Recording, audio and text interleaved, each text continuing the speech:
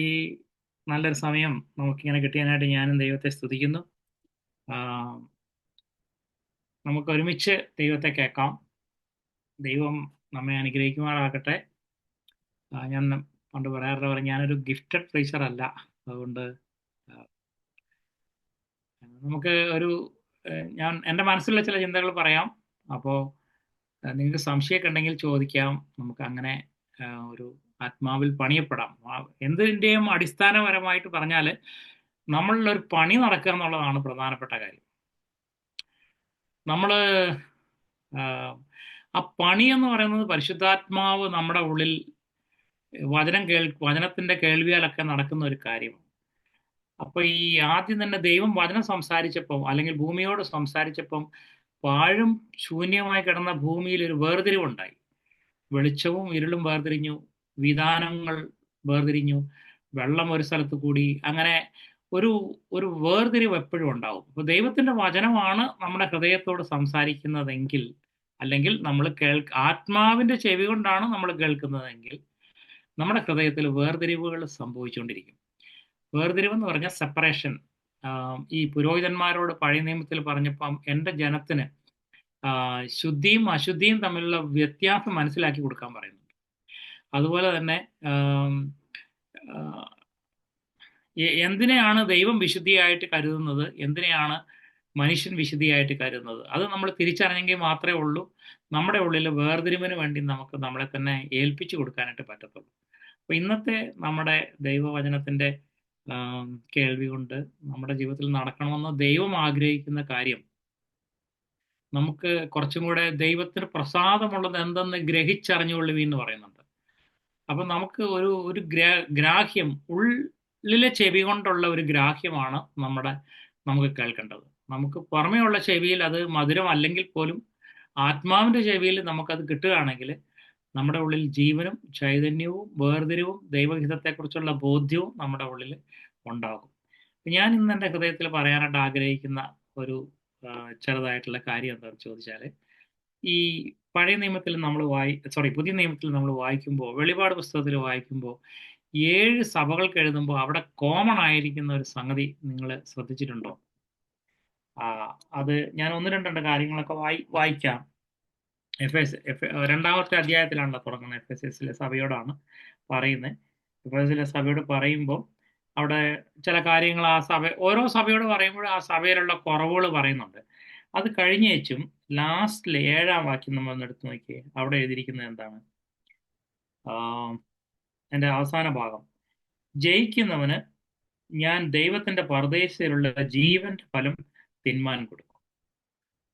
അപ്പോ എന്നിട്ട് അവിടെ പറയുന്നുണ്ട്, ആത്മാവ് സഭകളോട് പറയുന്നതെന്ന് ചെവിയുള്ളവൻ കേൾക്കട്ടെ. അത് കഴിഞ്ഞ് അടുത്ത സ്മരണ സഭ എടുത്തു നോക്കി, അവിടെയും പറയുന്നത് എന്താണ്? 11-ാം വാക്യം, 2:11, ആത്മാവ് സഭകളോട് പറയുന്നതെന്ന് ചെവിയുള്ളവൻ കേൾക്കട്ടെ. ജയിക്കുന്നവന് 2-ാം മരണത്താൽ ദോഷം വരികയില്ല. അപ്പോ 2 കാര്യമുണ്ട് അവിടെ. ജയിക്കുക എന്ന് പറയുന്നുണ്ട്, പിന്നെ ആത്മാവ് പറയുന്നത് എന്താന്ന് കേൾക്കണം എന്ന് പറയുന്നുണ്ട്. ഇനി നമ്മൾ അടുത്ത സഭയുടെ കാര്യം എടുത്തു നോക്കി, അതിന്റെ 17-ാം വാക്യം, ആത്മാവ് സഭകളോട് പറയുന്നതെന്ന് ചെവിയുള്ളവൻ കേൾക്കട്ടെ. ജയിക്കുന്നവന് ഞാൻ മറഞ്ഞിരിക്കുന്ന മന്ന കൊടുക്കും.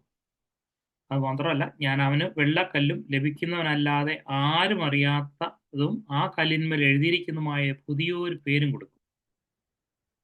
ഇനി അടുത്ത സഭ 18-ാം വാക്യത്തിൽ തിയോദര സഭയാണ് എഴുതുന്നത്. അവിടെ എഴുതുമ്പം അവിടെയും നിങ്ങൾ ആ വാക്യം ശ്രദ്ധിച്ച 25-ാം വാക്യം നോക്കി, ആ സഭയോട് പറയുമ്പോൾ, ജയിക്കുകയും ഞാൻ കൽപ്പിച്ച പ്രവർത്തികളെ അവസാനത്തോളം അനുഷ്ഠിക്കുകയും ചെയ്യുന്നവന് എൻ്റെ പിതാവ് എനിക്ക് തന്നതുപോലെ ഞാൻ ജാതികളുടെ മേൽ അധികാരം കൊടുക്കും. 29-ാം വാക്യം, ആത്മാവ് സഭകളോട് പറയുന്നത് ചെവിയുള്ളവൻ കേൾക്കട്ടെ. അത് കഴിഞ്ഞ് അടുത്ത സഭ സർദീസിലെ സഭയാണ്. അവിടെയും പറയുന്നുണ്ട്, 4-ാം വാക്യത്തിൽ പറയുന്നുണ്ട്, 5-ാം വാക്യത്തിൽ, അവർ യോഗ്യന്മാരാകിയാൽ വെള്ളയുടുപ്പ് ധരിച്ചുകൊണ്ട് എന്നോടുകൂടെ നടക്കും. ജയിക്കുന്നവൻ വെള്ളയുടുപ്പ് ധരിക്കും. അവന്റെ പേർ ഞാൻ ജീവന്റെ പുസ്തകത്തിൽ നിന്ന് മായ്ച്ചു കളയാതെ എൻ്റെ പിതാവിന്റെ സന്നിധിയിലും അവന്റെ ദൂതന്മാരുടെ മുമ്പിലും അവന്റെ പേർ ഏറ്റുപറയും. 6-ാം വാക്യം, ആത്മാവ് സഭകളോട് പറയുന്നത് എന്തെന്ന് ചെവിയുള്ളവൻ കേൾക്കട്ടെ.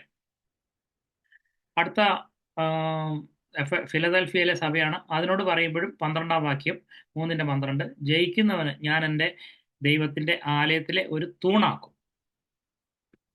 അവനൊരിക്കലും അവിടെ നിന്ന് മാറിപ്പോകുകയില്ല. 13-ാം വാക്യം, ആത്മാവ് സഭയോട് പറയുന്നതെന്ന് ചെവിയുള്ളവൻ കേൾക്കട്ടെ. ഇനി ലവോദിക്യ സഭയാണ്. അതിനോടും ഇത് തന്നെയാണ് പറയുന്നത്. 21-ാം വാക്യം, ജയിക്കുന്നവന് ഞാൻ എന്നോടുകൂടെ എൻ്റെ സിംഹാസനത്തിൽ ഇരിപ്പാൻ വരം നൽകും, ഞാൻ ജയിച്ച് എൻ്റെ പിതാവിനോടുകൂടെ അവൻ്റെ സിംഹാസനത്തിൽ ഇരുന്നത് പോലെ തന്നെ. 22, ആത്മാവ് സഭകളോട് പറയുന്നതെന്ന് ചെവിയുള്ളവൻ കേൾക്കട്ടെ. അപ്പൊ ഇതെല്ലാം നമുക്ക്, ഇതൊരു ഭൗതിക ചെവിയെക്കുറിച്ചല്ല പറയുന്നത്. ആത്മാവിന്റെ സ്വരം കേൾക്കുന്ന ഒരു ചെവി ഉള്ളവരോട് സംസാരിക്കാൻ പരിശുദ്ധാത്മാവിന് എന്തോ പ്രത്യേകമായിരിക്കുന്ന ഒരു കാര്യമുണ്ട്. അത് നമ്മൾ കേൾക്കണം എന്നുള്ളതാണ് ദൈവത്തിന്റെ ഏറ്റവും വലിയ ആഗ്രഹം. നമ്മൾ പലപ്പോഴും എന്താ സംഭവിക്കുന്നത് വെച്ചാൽ, നമുക്ക് ഈ ആത്മാവിന്റെ സ്വരം, ഒരു വചന ശുശ്രൂഷ, വചനം വായനയായാലും വചനത്തിന്റെ കേൾവിയാണെങ്കിൽ പോലും ആത്മാവിന്റെ ചെവി കൊണ്ട് നമ്മൾ കേൾക്കണമെന്നില്ല. നമ്മൾ ഭൗതിക ചെവിയിലായിരിക്കും കേൾക്കുന്നത്. ഭൗതിക ചെവിയിൽ കേൾക്കുമ്പോൾ ഉള്ള കുഴപ്പം എന്താണെന്ന് വെച്ചാൽ, അതിനെ വിലയിരുത്താൻ നമുക്ക് കഴിയില്ല. വിലയിരുത്താൻ എന്ന് പറഞ്ഞാൽ നമ്മൾ മാർക്കിട്ട് പോകണം എന്നുള്ള അർത്ഥത്തിലല്ല ഞാൻ പറഞ്ഞത്. ആ വചനത്തിന്റെ വെളിച്ചത്തിൽ ഞാൻ എവിടെ നിൽക്കുന്നു എന്ന് എന്നെ വിലയിരുത്താനായിട്ട് എനിക്ക് കഴിയാതെ, ഞാൻ എക്സ്റ്റേണലി ചിലപ്പോൾ ഇന്ന് നല്ലൊരു മെസ്സേജ് കേട്ടു എന്നൊക്കെ പറഞ്ഞ് ഞാൻ അങ്ങ് പോകും. അതുകൊണ്ട് നമുക്കൊരു പ്രയോജനമൊന്നും കിട്ടത്തില്ല, കാര്യമായ ചേഞ്ച് ഒന്നും വരത്തില്ല. നമ്മളുടെ ആത്മാവ് സഭയോട് പറയുന്നത് ചെവിയുള്ളവൻ കേട്ട് കഴിഞ്ഞാൽ ആത്മാവ് അവനോട് പറയുന്നത് നീ ജയിക്കണം എന്നുള്ളതായിരിക്കും. അതുകൊണ്ട് ഞാൻ ആ 2 വാക്യവും 7 സഭകൾക്ക് എഴുതിയപ്പോഴും എടുത്ത് പറഞ്ഞത്. അപ്പോൾ ഇതിനകത്ത് പറഞ്ഞതിന്റെ ചുരുക്കം ഇത്രേ ഉള്ളൂ. എല്ലാ സഭകളിലും ഓവർകമേഴ്സ് ആയി തീരാൻ ആഗ്രഹിക്കുന്ന ഒരു ചെറിയ കൂട്ടമുണ്ട്. ഓവർകമേഴ്സ് ആയി തീരാനായിട്ട് ചർച്ചിലെ മെമ്പേഴ്സിന്റെ അകത്ത് തന്നെയാണ് ഞാൻ പറയുന്നത്. അതിൻ്റെ ഉള്ളിൽ ഒരു ഓവർകമേഴ്സ് ആയി തീരാനായിട്ട് ആഗ്രഹിക്കുന്ന ഒരു ചെറിയ കൂട്ടമുണ്ട്. അവരോട് പറയാൻ പരിശുദ്ധാത്മാവിനൊരു സന്ദേശമുണ്ട്. അവരെ ഒരു ആഴങ്ങളിലേക്ക് നയിക്കാൻ അവരെ കുറച്ച് ആഗ്രഹിക്കുന്നുണ്ട്. അവിടെ പറയുന്നുണ്ട്, വെള്ളയുടുപ്പ് ധരിച്ച് നടക്കും, ആലയത്തിൽ തൂണാക്കും, ഞാനൊരു പ്രത്യേക നാമം എഴുതി ഒരു കല്ല് അവന് കൊടുക്കും, പിന്നെ ജനപദികളുടെ മേൽ അധികാരം കൊടുക്കും, പിന്നെ ഞാൻ എൻ്റെ പിതാവിൻ്റെ സിംഹാസനത്തിൽ ഇരുന്നത് പോലെ അവരും എന്നോടുകൂടെ സിംഹാസനത്തിൽ ഇരിക്കും, ഇങ്ങനെയൊക്കെ പറയുന്നുണ്ട്. അപ്പൊ ഇത് ഒരു പ്രത്യേക ഒരു അനുഗ്രഹം ആ കേൾക്കുന്നത് വഴി എൻ്റെ ജീവിതത്തിൽ സംഭവിക്കും. പരിശുദ്ധാത്മാവിനെ നമ്മൾ കേൾക്കുകയാണെങ്കിൽ മാത്രമേ അത് വ്യക്തമായി മനസ്സിലാക്കാൻ പറ്റത്തുള്ളൂ. അപ്പം നമ്മുടെ ഉള്ളിൽ ഇന്ന് ഞാൻ ഈ പറയുന്നതിന് ചുരുക്കം, ഈ നമ്മുടെ ഹൃദയത്തിൽ ഒരു കാര്യം ഉണ്ട് എന്ന് മനസ്സിലാകുമ്പോഴാണല്ലോ അതിനോട് ഒരു ആഗ്രഹം ഉണ്ടാകുന്നത്. അപ്പം നമ്മുടെ ഉള്ളിൽ ഇങ്ങനെ പരിശുദ്ധാത്മാവിന് തൻ്റെ മക്കളെ നടത്താൻ ആഗ്രഹമുണ്ട് എന്നുള്ളൊരു സത്യം നമ്മൾ ആദ്യമായിട്ട് കിട്ടണം. നമ്മുടെ ഉള്ളിൽ അടിവരയിട്ട് കിട്ടണം. അടിവരയിട്ട് കിട്ടണം എന്ന് ഞാൻ പറയാൻ കാരണം എന്ന് വെച്ചാൽ, കിട്ടിയാൽ കൊള്ളാം, നല്ലതാണ് എന്നൊക്കെ പറഞ്ഞ് നമ്മൾ അങ്ങ് പോയാൽ അത് കിട്ടത്തില്ല. അത് ഇവിടെ കാരണം അവിടെ ജയിക്കുക എന്ന് പറഞ്ഞിട്ടുണ്ട്. ജയിക്കുക എന്ന് പറഞ്ഞാൽ ഒരു പോരാട്ടത്തിന് ശേഷം കിട്ടുന്ന ഒരു കാര്യമായി ജയം എന്ന് പറയുന്നത്. കസേരയിൽ നമ്മൾ ഈസി ചെയറിൽ ഇരുന്ന് കഴിഞ്ഞ് കിട്ടുന്ന ഒരു കാര്യമല്ലല്ലോ. അപ്പൊ ആ ജയിക്കുക എന്ന് പറയാൻ ഒരു പരീക്ഷ ഉണ്ടായിരിക്കും, ഒരു ക്ലേശം അതിന്റെ പിന്നിലുണ്ടായിരിക്കും, അങ്ങനെ ഒരു അധ്വാനം അതിന്റെ പിന്നിലുണ്ട്. അതിന് വേണ്ട എന്തൊക്കെയാണോ, ചിലപ്പം അകത്തൊരു ആന്തരിക ചെവിയാണെങ്കിൽ അങ്ങനെ, ഒരു ദാഹമാണെങ്കിൽ അങ്ങനെ, ഒരു മറ്റെന്തെങ്കിലും തരത്തിലുള്ള കാര്യങ്ങൾ ഉപേക്ഷിക്കാനാണെങ്കിൽ അങ്ങനെ, ചില കാര്യങ്ങളെ ഇപ്പം അവിടെ തന്നെ ഒരു സഭയോട് പറഞ്ഞു, ദുർനടപ്പാചരിക്കുന്ന ഒരു സ്ത്രീയെ വെച്ചുകൊണ്ടിരിക്കുന്നുണ്ടെന്ന് പറഞ്ഞു. അങ്ങനെ പല കാര്യങ്ങൾ, ചിലത് നമ്മൾ മാറി നിൽക്കേണ്ടി വരും, വേണ്ടി വരും. അങ്ങനെയുള്ള പല കാര്യങ്ങൾ പരിശുദ്ധാത്മാവിന് നമ്മൾ പറയാനുണ്ടായിരിക്കും. അങ്ങനെ കേൾക്കുന്ന കാര്യങ്ങളോടുള്ള ബന്ധത്തിൽ ഞാൻ എടുക്കുന്ന എൻ്റെ നിലപാടുകളാണ് എന്നെ ജയിക്കുവോ തോൽക്കുവോ എന്നുള്ള ഒരു മാനദണ്ഡത്തിന്റെ ആ ലെവലിനെ ക്രോസ് ചെയ്യുന്നത്. അങ്ങനെ ഞാൻ ജയിക്കുകയാണെങ്കിൽ എനിക്ക് ദൈവം പ്രത്യേകമായ ചില കാര്യങ്ങൾ തരാനായിട്ട് ആഗ്രഹിക്കുന്നുണ്ട്. അത് വേറെ സ്ഥലത്ത് പറയുന്നുണ്ട്, അവർക്ക് മന്ന കൊടുക്കാമെന്ന് പറയും. മുകളിൽ നിന്നുള്ളൊരു മന്ന ഞാൻ അവർക്ക് നൽകും. അത് വേറെ ആർക്കും ഭക്ഷിക്കാൻ പറ്റത്തില്ല. അപ്പൊ ആ ഉടുപ്പാണെങ്കിലും എല്ലാവർക്കും ഒന്നും അങ്ങ് കിട്ടുന്ന ഒരു ജനറലായ ഉടുപ്പല്ല. കാരണം രക്ഷിക്കപ്പെട്ട എല്ലാവർക്കും ഒരു കർത്താവിന്റെ നീതിയുടെ വസ്ത്രം ധരിച്ചിട്ടുണ്ട്. എന്നാൽ ഇത് അതിനെക്കുറിച്ചല്ല പറയുന്നത്. അതിനപ്പുറമായിരിക്കുന്ന വേറെ എന്തോ ഒരു വിശേഷ വസ്ത്രമുണ്ട്. അപ്പൊ ഇങ്ങനെയുള്ള ഒരു കാര്യം നമുക്ക് ഉണ്ട് എന്നുള്ളത് ആദ്യം നമ്മുടെ ഹൃദയത്തിൽ കിട്ടുകയും അത് കഴിഞ്ഞ് നമ്മൾ അതിനായിട്ട് വാഞ്ചിക്കുകയും ചെയ്യുമ്പോൾ പരിശുദ്ധാത്മാവ് നമ്മുടെ ആഗ്രഹത്തിൻ്റെ തീഷ്ണതയനുസരിച്ച്, അന്വേഷണത്തിൻ്റെ തീഷ്ണതയനുസരിച്ച്, നമ്മുടെ ഉണർത്തപ്പെടലിന് വേണ്ടിയിട്ട് നമ്മൾ എടുക്കുന്ന നിലപാടുകളനുസരിച്ച് നമ്മുടെ ഉള്ളിൽ സംഭവിക്കേണ്ട കാര്യങ്ങൾ. അപ്പോൾ അങ്ങനെ വന്നു കഴിഞ്ഞ് ആ അവിടെ പറയുന്നുണ്ട്, ആ നാമം എന്ന് പറയുന്നത് അങ്ങനെ എല്ലാവർക്കും മനസ്സിലാവത്തില്ല. പിതാവിനും പുത്രനും ഒക്കെ മനസ്സിലാവുള്ളൂ. വേർതി പറഞ്ഞു കഴിഞ്ഞാൽ ആത്മാവിൻ്റെ ഒരു ഭാഷയുണ്ട് അതിന്. ആ ഭാഷ നമ്മൾ മൊത്തത്തിൽ പറഞ്ഞു കഴിഞ്ഞാൽ പെട്ടെന്ന് മനസ്സിലാവത്തില്ല. അപ്പോൾ അതൊരു വിവേചനത്തിൻ്റെ റൂട്ടിൽ കൂടെ പോകുമ്പോൾ സംഭവിക്കുന്ന ഒരു കാര്യം. നമ്മൾ പ്രാർത്ഥിച്ചപ്പം പലരും പ്രാർത്ഥിച്ചൊരു കാര്യമുണ്ട്, കർത്താവെ നിന്റെ നാമം ഗ്ലോറിഫൈ ചെയ്യണമെന്ന് പ്രാർത്ഥിച്ചായിരുന്നു. അപ്പം നിന്റെ നാമം ഗ്ലോറിഫൈ ചെയ്യണമേ എന്ന് നമ്മൾ പറയുമ്പോൾ നമ്മൾ എന്താ ഉദ്ദേശിക്കുന്നത്? ചിലർ പറയാറുണ്ടല്ലോ, എനിക്ക് ദൈവം ഒരു ഉന്നത വിജയം തന്ന് ദൈവനാമം മഹത്വപ്പെടുത്തിയെന്ന്. അപ്പം ആൾക്കാർ ഒരുപക്ഷെ ഞാൻ എൻ്റെ സ്കൂളിൽ ഞാൻ മാത്രമേ ഉണ്ടാവുള്ളൂ ചിലപ്പം രക്ഷിക്കപ്പെട്ട ഒരാൾ, ദൈവത്തിന് വേണ്ടി ദൈവത്തിൻ്റെ സാക്ഷ്യത്തെ വഹിക്കുന്ന ഒരാൾ. അപ്പോൾ എനിക്കൊരു ഉന്നതമായ വിജയം തന്നപ്പം നമ്മൾ പറയും കർത്താവിൻ്റെ നാമം മഹിമപ്പെട്ടു എന്നുള്ളത്. അതൊരു വിധത്തിൽ മഹിമപ്പെടലാണ്, പക്ഷേ അതിനപ്പുറമായിട്ട് ഒരു ഒരു ഒരു ഒരു അതിൻ്റെ ഒരു എന്താ ഡെപ്തിലുള്ള ഒരു കാര്യമുണ്ട്. അത് ഞാനൊന്ന് കാണിച്ചു തരാം. ദൈവം എങ്ങനെയാണ് ശരിക്കും പിതാവായ ദൈവത്തിൻ്റെ മഹത്വത്തിന് വേണ്ടിയാണല്ലോ നമ്മൾ ജീവിക്കേണ്ടത്. പിതാവായ ദൈവത്തിൻ്റെ മഹത്വത്തിന് വേണ്ടി നമ്മൾ ആഗ്രഹിക്കുമ്പോൾ നമ്മുടെ ഉള്ളിൽ അറിയണം എന്താണ് ദൈവത്തെ മഹത്വപ്പെടുത്തുക എന്നുള്ള വാക്കുകൊണ്ട് ഞാൻ അർത്ഥമാക്കുന്നത്, അല്ലെങ്കിൽ പരിശുദ്ധാത്മാവ് അർത്ഥമാക്കുന്നത് എന്താണ്. എൻ്റെ അർത്ഥമാക്കൽ പരിശുദ്ധാത്മാവിൻ്റെ അർത്ഥമാക്കൽ തമ്മിൽ വ്യത്യാസം ഉണ്ടെങ്കിൽ ഞാൻ എൻ്റെത് മാറ്റിക്കളഞ്ഞിട്ട് പരിശുദ്ധാത്മാവ് കൊടുത്തിരിക്കുന്ന നിർവചന പ്രകാരം ദൈവത്തെ മഹത്വപ്പെടുത്താനായിട്ട് പഠിക്കണം. അങ്ങനെയാണെങ്കിൽ അല്ലേ എനിക്ക് നിത്യത ചെല്ലുമ്പം അതിനൊരു റിവാർഡ് കിട്ടത്തുള്ളൂ. റിവാർഡിന് വേണ്ടി അല്ലെങ്കിൽ പോലും ഒരു പുകഴ്ചയെങ്കിലും, അല്ലെങ്കിൽ ശരിക്കും പറഞ്ഞാൽ നമ്മൾ ആഴത്തിലോട്ട് കുറച്ചും കൂടെ സമർപ്പണ ജീവിതം ഉള്ളവരായി തീരുമ്പോൾ നമ്മൾ പിന്നെ ഒരു റിവാർഡിന് വേണ്ടിയിട്ടൊന്നും ആയിരിക്കില്ല ദൈവത്തെ സെർവ് ചെയ്യുന്നത്. റിവാർഡോ അല്ലെങ്കിൽ സ്വർഗത്തിൽ എന്തെങ്കിലും കിട്ടുമെന്നോ ഒന്നുമല്ല, മറിച്ച് ദൈവത്തിൻ്റെ ഹൃദയത്തിന് എൻ്റെ ജീവിതം സാറ്റിസ്ഫാക്ഷൻ ആകുമോ ഇല്ലയോ എന്നുള്ള ഒരൊറ്റ മാനദണ്ഡത്തിലായിരിക്കും കുറച്ച് കഴിയുമ്പോൾ നമ്മുടെ ലൈഫ് മുന്നോട്ട് പോകുന്നത്. ഞാനിത് ഫിലിപ്പിയ ലേഖനത്തിൽ നിന്നാണ് ഈ വാക്യം, 2-ാം അധ്യായം 2-ാം അധ്യായത്തിൻ്റെ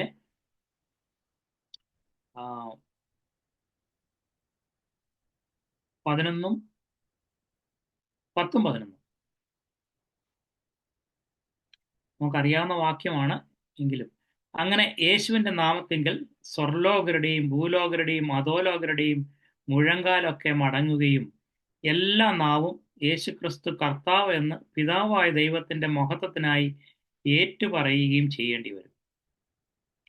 അപ്പൊ ഇവിടെ പറയുന്നത് പിതാവായ ദൈവത്തിൻ്റെ നാമത്തിൻ്റെ മഹത്വത്തിനായിട്ട്, പിതാവായ ദൈവത്തിൻ്റെ നാമത്തിന് മഹത്വം കൊടുക്കുന്നത് എങ്ങനെയാണ്, ആ മഹത്വം കൊടുക്കാൻ വേണ്ടിയിട്ട് എല്ലാവരും ഏറ്റുപറയേണ്ടി വരും. എന്താണ് ആ ഏറ്റുപറയുന്നത്? യേശു കർത്താവ് എന്നുള്ളതാണ്. അപ്പൊ യേശു കർത്താവെന്ന് പറയാൻ ഇത്ര വിഷമമാണോ? യേശു കർത്താവെന്ന് പറയാൻ വളരെ വിഷമമാണെന്ന് നമുക്ക് എല്ലാവർക്കും അറിയാവുന്ന കാര്യം. അത് ഒരാളെ രക്ഷയിലേക്ക് നയിക്കാൻ വേണ്ടി ഒന്ന് പറഞ്ഞു നോക്കി, എന്തെല്ലാം വാദഗതികളാണ് അത് പറയുന്നത്. ഓക്കെ, രക്ഷിക്കപ്പെടാത്തവരുടെ കാര്യം പോട്ടെ, രക്ഷിക്കപ്പെട്ട നമ്മുടെ ജീവിതത്തിൽ യേശു കർത്താവ് എന്ന് പറയാൻ വിഷമമുണ്ടോ ഇല്ലയോ? ഇല്ല എന്നായിരിക്കും നമ്മളൊക്കെ വിചാരിക്കുന്നത്. ഞാനും അങ്ങനെയായിരുന്നു വിചാരിച്ചുകൊണ്ടിരുന്നത്. നമ്മൾ എപ്പോഴും പ്രാർത്ഥിക്കുമ്പം കർത്താവെ കർത്താവെ എന്നല്ലേ വിളിക്കുന്നത്.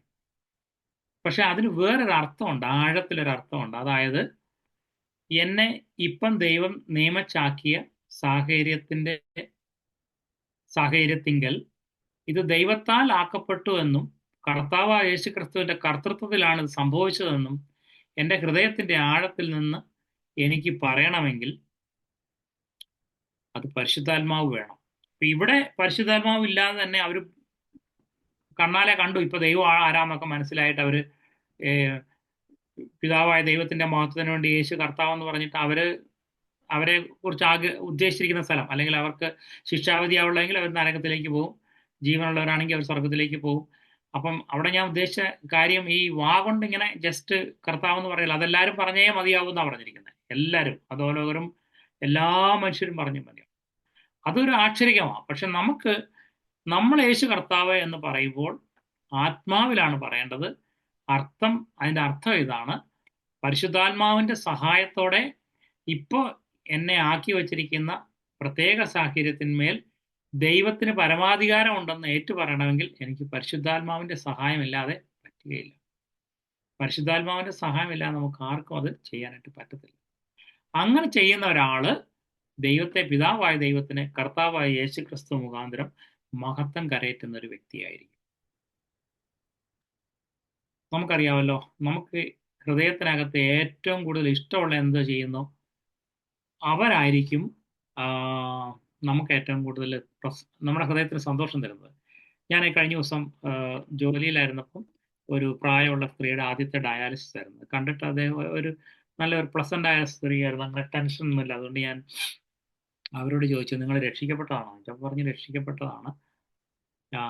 അപ്പം ഞാൻ ചോദിച്ചു, ഞാൻ സാധാരണഗതിയിൽ അമേരിക്കയിലാണ്ട് എപ്പോഴും ചോദിക്കും, are you really bone again എന്ന് ചോദിക്കും.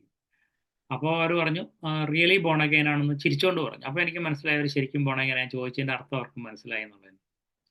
അപ്പോൾ അത് കഴിഞ്ഞിട്ട് അപ്പം ബോൺ അഗൈൻ ആണ് എന്നുള്ളത് കൊണ്ടും ദൈവത്തിന് പ്രസാദം ഉള്ളത് ചെയ്യണമെന്നില്ലല്ലോ. അതുകൊണ്ട് ഞാൻ അവരോട് ഇങ്ങനെ ചോദിച്ചു, നിങ്ങൾ ദൈവത്തിന് വേണ്ടിയാണോ ജീവിക്കുന്നതെന്ന് ചോദിച്ചു. അപ്പോൾ പറഞ്ഞു അതേന്ന് പറഞ്ഞു. അപ്പം ഞാൻ ഇനി മുന്നോട്ട് എങ്ങനെ പോകണമെന്ന് അറിയാൻ വേണ്ടി ഞാനിങ്ങനെ ചോദിച്ചു, നിങ്ങൾക്ക് ഗ്രാൻഡ് ചിൽഡ്രൻ ഉണ്ടോ എന്ന് ചോദിച്ചു. അപ്പോൾ ഗ്രാൻഡ് ചിൽഡ്രൻ ഉണ്ടെന്ന് പറഞ്ഞു. ഓക്കെ, മെനി ആണോ എന്ന് ചോദിച്ചു. അപ്പോൾ ഒത്തിരി കുറച്ച് പിള്ളേരുണ്ട്.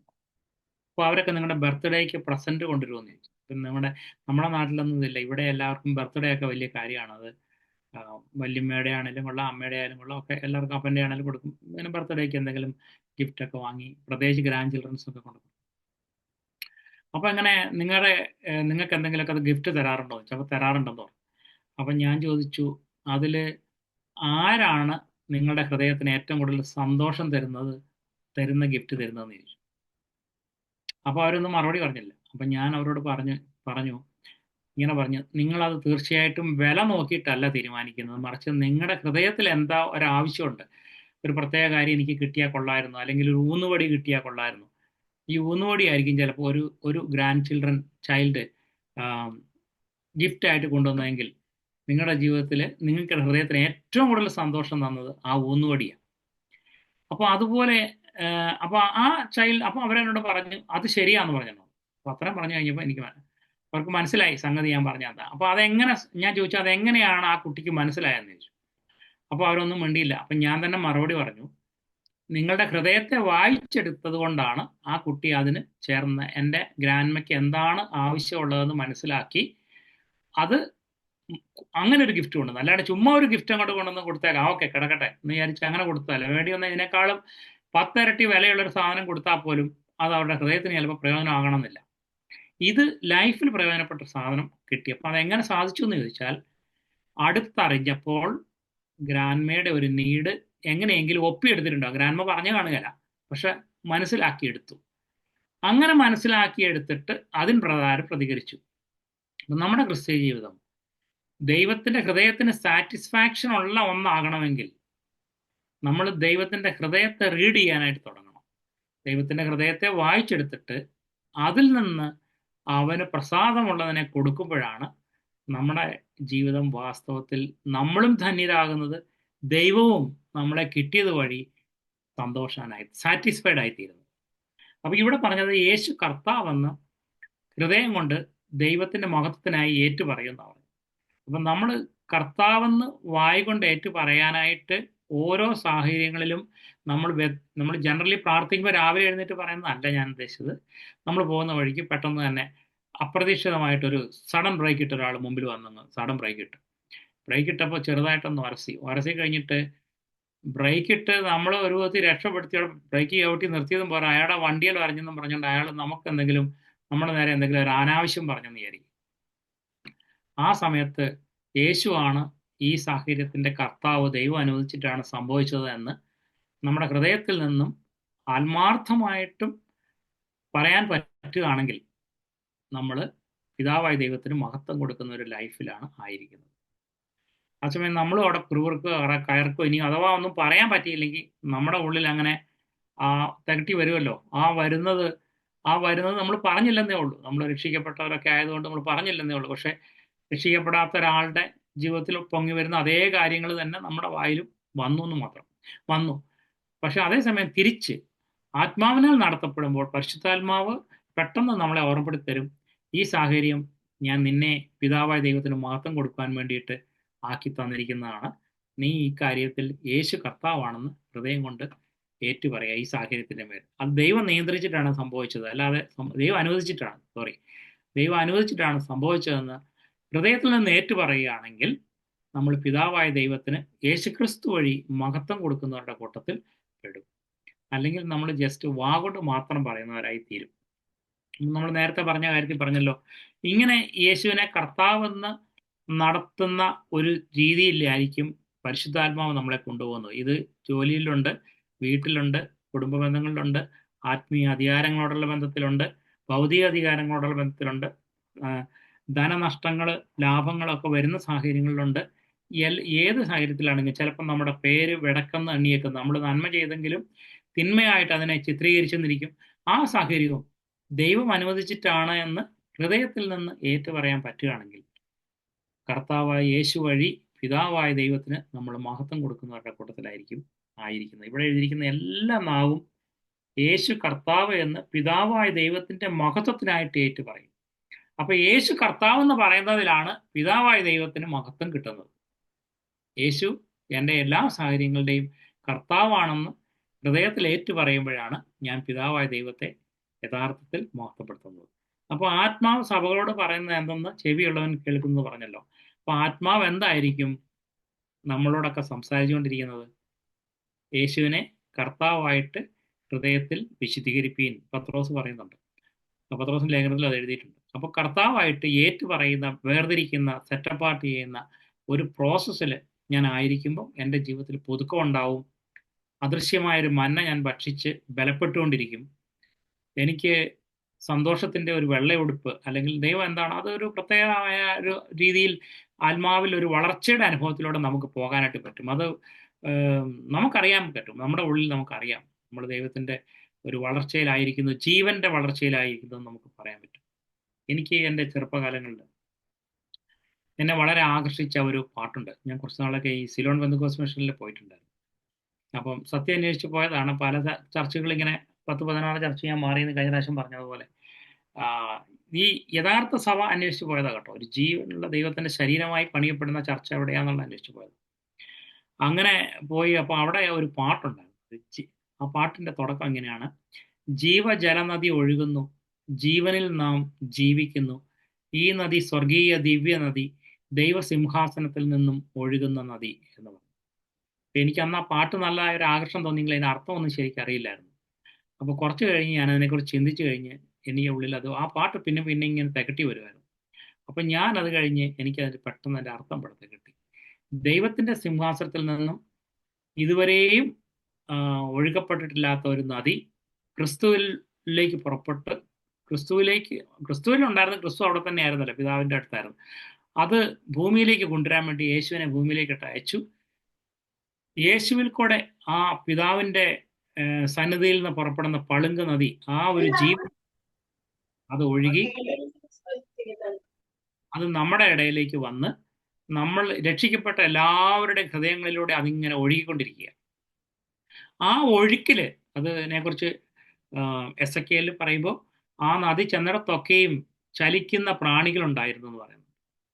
അപ്പോ നമ്മൾ പെന്തക്കോസ്തിൽ ഞാൻ കുറച്ച് നാൾ പോയതുകൊണ്ട് ഞാൻ പറയാണ്, അവരൊക്കെ ഉദ്ദേശിക്കുന്നത് ആത്മാവ് ഒഴുകുമ്പോൾ അന്യഭാഷ പറയും, ശരീരം കുലുങ്ങും, കൈയടിക്കും, അങ്ങനെയുള്ള ഒച്ചയൊക്കെ കൂടി ഹല്ലേലൂയയുടെ ഒക്കെ സൗണ്ടും ഫ്രീക്വൻസിയും ഇന്റൻസിറ്റിയും ഒക്കെ കൂടും. അങ്ങനെയൊക്കെ ആയിരുന്നു അതിനെ ഞാൻ മനസ്സിലാക്കി. അതുമായിട്ടൊന്നും ബന്ധമില്ലാന്ന് പിന്നീട് എനിക്ക് മനസ്സിലായി. എന്നാൽ ഈ നദി ഒഴുകുമ്പോൾ ചലിക്കുന്ന പ്രാണികളുണ്ട് എന്ന് പറഞ്ഞാൽ അതിൻ്റെ അർത്ഥം അവിടെ ജീവൻ, ചലിക്കുക എന്ന് പറഞ്ഞാൽ അതിൻ്റെ അർത്ഥം ജീവൻ ഉണ്ടെന്നുള്ളതിൻ്റെ അർത്ഥം. ഈ നദി എൻ്റെ ഉള്ളിൽ കൂടെ ഒഴുകുന്നുണ്ടെങ്കിൽ എൻ്റെ ഉള്ളിലൊരു ആത്മീയ ജീവൻ ഉണ്ടായിരിക്കും. ആ ജീവൻ അത് എനിക്കറിയാൻ പറ്റും. ആ ജീവൻ അവിടെ ഉണ്ടെങ്കിൽ ആ ജീവൻ, ഇപ്പം നമ്മൾ പറയുന്ന ഒരു പാമ്പ് പെട്ടെന്ന് നമ്മുടെ മുമ്പിൽ പ്രത്യക്ഷപ്പെട്ട് കഴിഞ്ഞാൽ, ഞാൻ ചത്ത ഒരാളാണെങ്കിൽ പാമ്പല്ല, ഇപ്പം അതിനേക്കാൾ വലിയ പാമ്പ് വന്നാൽ എനിക്കൊരു അനക്കം ഉണ്ടാകത്തില്ല, കാരണം ഞാൻ ചത്തുപോയി. ഇപ്പം ജീവൻ ഉണ്ടെങ്കിൽ ആ പാമ്പിനോട് പ്രതികരിക്കും, അത് ഭയപ്പെട്ട് ഞാൻ ഓടിപ്പോകും. അതേസമയം അപ്പോൾ എനിക്ക് ഈ ലോകത്തിൽ എന്നെ വിഴുങ്ങാൻ വരുന്നതായിരിക്കുന്ന പല പാമ്പുകളുണ്ട്. അത് വളരെ നല്ല രീതിയിൽ വരുന്നതുണ്ട്, ചതിയിൽ കൂടെ വരുന്നുണ്ട്. എന്തിനെ ആയാലും അതിനോട് പ്രതികരിക്കാൻ എൻ്റെ ഉള്ളിൽ ഒരു ജീവൻ ഉണ്ടായിരിക്കും. ആ ജീവൻ എന്നെ അത് ഓടേണ്ടതാണെങ്കിൽ ഓടാൻ, അല്ലെങ്കിൽ കൊല്ലേണ്ടതാണെങ്കിൽ കൊല്ലാൻ, അതിനോട് പ്രതികരിക്കാനുള്ള ഒരു പ്രതികരണ ശേഷി എന്നിൽ തരും. അപ്പൊ ഈ ജീവന്റെ ഒഴുക്ക് എന്നിൽ ഉണ്ടോ ഇല്ലയോ എന്ന് ആ പ്രതികരണം നോക്കിയിട്ട് എനിക്ക് മനസ്സിലാക്കാനായിട്ട് പറ്റും. രണ്ടാമത്തെ കാര്യം, ഈ ജീവൻ എന്ന് പറയുമ്പോൾ നമ്മുടെ ഉള്ളിലൊക്കെ നമ്മൾ രക്ഷിക്കപ്പെട്ടവരാണെങ്കിൽ നമ്മുടെ ഉള്ളിലേക്ക് ഇത് വന്നു കഴിഞ്ഞു. പക്ഷെ എൻ്റെ ഉള്ളിൽ ഹൃദയത്തിനകത്ത് ഒത്തിരി അറകൾ ഇനിയും കിടപ്പുണ്ട്. പണ്ട് കാലത്തൊക്കെ ഞാൻ ഈ ചെറുപ്പത്തിലായിരുന്നപ്പം വീട്ടില് കൃഷി നട കൃഷി വലിയ കൃഷിയൊന്നും ഇല്ല, എന്നാലും ഈ ചെറിയ പച്ചക്കറി ഇങ്ങനെയൊക്കെ നട്ട് കഴിഞ്ഞിട്ട് ഈ വെള്ളം ഇങ്ങനെ ഒഴിക്കുമ്പോൾ തിരിച്ചു കൊടുക്കണം. അപ്പം അല്ലെങ്കിൽ തെങ്ങിൻ്റെ നമുക്ക് തെങ്ങാണെങ്കിൽ എളുപ്പമുണ്ടല്ലോ, തെങ്ങിൻ്റെ ഓരോ തടത്തിലേക്കും വെള്ളം തിരിച്ചു കൊടുക്കണം. അപ്പോൾ പണ്ടത്തെ പോലെ ഇന്നത്തെ പോലെ പൈപ്പൊന്നും ഇല്ല, അന്ന് ഞങ്ങൾ വെള്ളം ഇങ്ങനെ ഒഴുകി വരുമ്പോൾ ചാനൽ ചെറിയ ഇത് ഇങ്ങനെ വെട്ടിയിട്ടുണ്ട്, അതിലൂടെ ഇങ്ങനെ വരുമ്പോൾ അത് ആ വെള്ളം ഇങ്ങനെ ഓരോ സ്ഥലത്തേക്ക് തിരിച്ചു. അപ്പം ഒരിടത്തേക്ക് പോയ വെള്ളം അതിനകത്ത് നിറഞ്ഞെങ്കിൽ, ആ കട നിറഞ്ഞെങ്കിൽ അവിടെ അടച്ചിട്ട് അടുത്ത തെങ്ങിൻ്റെ ചോട്ടിലേക്ക് ഞങ്ങൾ തിരിച്ചു വിടും. അപ്പോൾ ഇത് തെങ്ങിനും വിടും, അതുപോലെ പച്ചക്കറിക്കും ചെയ്യും. ഈ പച്ചക്കറി ഇങ്ങനെയുള്ള കാര്യങ്ങളൊക്കെ ചെയ്യുമ്പോൾ ചിലപ്പോൾ ഞങ്ങൾ കുറേ അങ്ങ് മടുത്തു പോകുമ്പം എടാ അതും കൂടെ നനച്ചിട്ട് പോകാന്നൊക്കെ പറയുമ്പോൾ ഞങ്ങൾ പിന്നെ ഇച്ചിരി വെള്ളമൊക്കെ തിരിച്ചു വിടും. ചിലതിനൊന്നും അങ്ങോട്ട് വെള്ളമൊന്നും എത്തിക്കാതെ ഒരു മൂന്നാലെണ്ണം തിരിച്ചിട്ട് പോരും. അപ്പം പിറ്റേ ദിവസം രാവിലെ അപ്പൻ എഴുന്നേറ്റ് നോക്കുമ്പോൾ ചില ഇലയൊക്കെ ഇങ്ങനെ വാടിയിരിക്കും. എടാ ഇത് നനച്ചില്ലടാ. അപ്പോൾ അവിടെ ചെന്ന് നോക്കുമ്പോഴത്തേക്ക് അവിടെ നനവൊന്നും കാണത്തില്ല.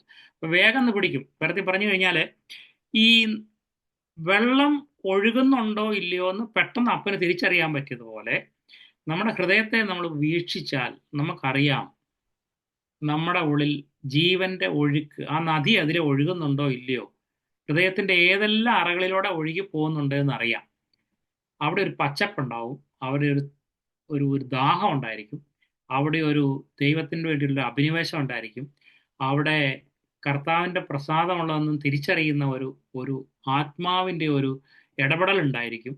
ഇങ്ങനെയുള്ള കാര്യങ്ങൾ, പാപത്തോട് നമുക്കൊരു വൈരാഗ്യം ഉണ്ടായിരിക്കും, സ്വയത്തിൻ്റെ ഉയർച്ചകളെ കണ്ടെത്താനായിട്ട് കഴിയും, എൻ്റെ ഇഷ്ടങ്ങളോടുള്ള ബന്ധത്തിൽ ഞാൻ നിൽക്കേണ്ടത് എവിടെയാണെന്നുള്ളത് എനിക്ക് കാണിച്ചു തന്നുകൊണ്ടിരിക്കും, അതിലേക്ക് എന്നെ വെല്ലുവിളിച്ചുകൊണ്ടിരിക്കും. ഇങ്ങനെയുള്ള പല കാര്യങ്ങൾ എൻ്റെ ഉള്ളിൽ ആ നദി ഒഴുകി അങ്ങോട്ടും ഇങ്ങോട്ടൊക്കെ പോകുന്നുണ്ടെങ്കിൽ അറിയാൻ പറ്റും. ഇത് ദൈവസിംഹാസനത്തിൽ നിന്ന് ഒഴുകുന്ന നദിയാണ്. അത് യേശുക്രിസ്തുവിലാണ് ആ ദേഹരൂപത്തിൽ അതിൻ്റെ സർവ്വസമ്പൂർണതയിലും വസിച്ചതെന്ന് കൊളോസ്യ ലേഖനത്തിൽ പറയുന്നുണ്ട്. അത് കഴിഞ്ഞ് ആ ജീവൻ രക്ഷിക്കപ്പെട്ടവരുടെ ഹൃദയങ്ങളിലേക്ക് പരിശുദ്ധാത്മാവ് പകർന്നു കൊടുത്തു. ആ നദി ഇപ്പോൾ ഇങ്ങനെ ഒഴുകിക്കൊണ്ടിരിക്കുകയാണ്. അത് നമ്മുടെ ഹൃദയത്തിൻ്റെ എല്ലാ മേഖലകളിലൂടെയും കടന്നുപോയി നമ്മൾ അവികലം ശുദ്ധമാക്കപ്പെട്ട് പച്ചപ്പുള്ളവരായി തീരണം ദൈവം ആഗ്രഹിക്കുന്നത്. അപ്പോൾ നമ്മൾ ഇവിടെ വന്നല്ലോ, ഇതിലേക്കൊക്കെ നടത്തുന്ന ഒന്നായിരിക്കും പരിശുദ്ധാത്മാവ് നമ്മുടെ ഉള്ളിൽ ചെയ്യുന്ന പ്രവൃത്തി.